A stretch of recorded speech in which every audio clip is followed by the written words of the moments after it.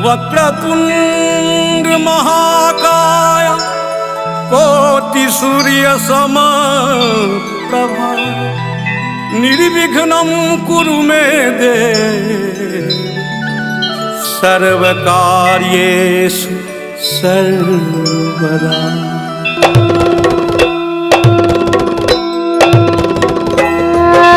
गजानन प्रथम प्रणाम कहीं के, गजानन प्रथम प्रणाम कहीं के। गौरी सुत चतुर्भुज स्वामी, गौरी सुत चतुर्भुज स्वामी, नमन करी हम अहाँ के। गजानन प्रथम प्रणाम अहीं के, गजानन प्रथम प्रणाम अहीं के।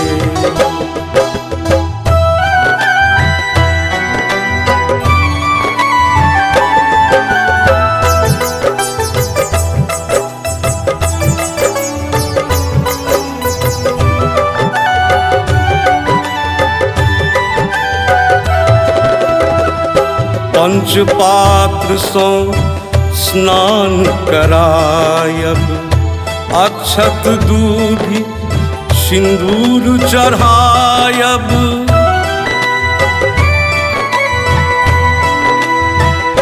पंचपात्र सो स्नान करायब, अक्षत दूधि सिंदूर चढ़ायब। करब ध्यान हम अहाँ के, गजानन प्रथम प्रणाम अहीं के। गजानन प्रथम प्रणाम अहीं के।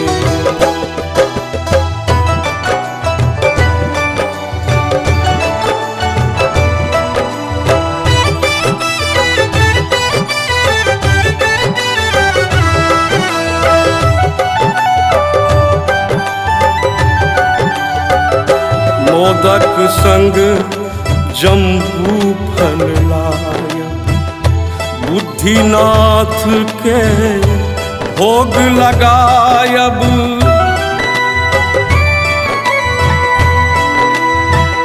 मोदक संग जम्बू फल लायब, बुद्धिनाथ के भोग लगायब।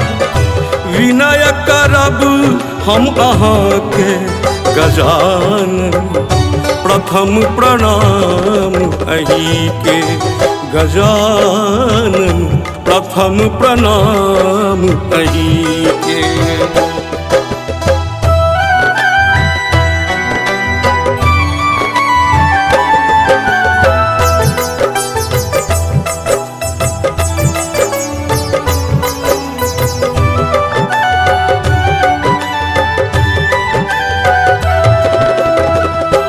हे गणनाथ लंबोदर स्वामी, शैलसुतासुत अंतर्यामी।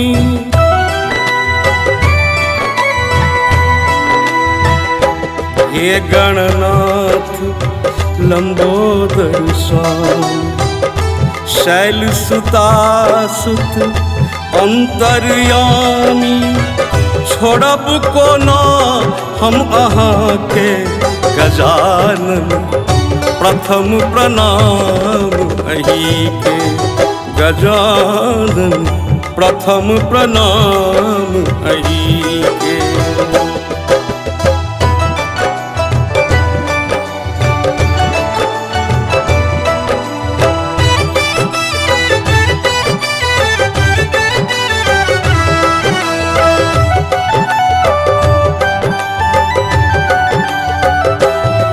कवीश मंगल करना, विघ्न विनाशक संकट हरना।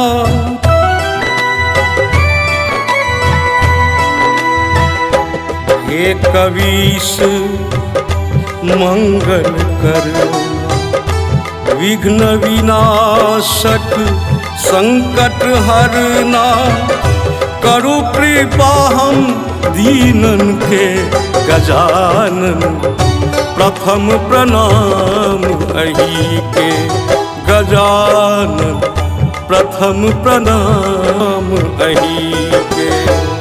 गौरी सुत चतुर्भुज स्वामी, गौरी सुत चतुर्भुज स्वामी, नमन करी हम अहाँ के गजानन, प्रथम प्रणाम अहि के गजानन, प्रथम प्रणाम अहि के।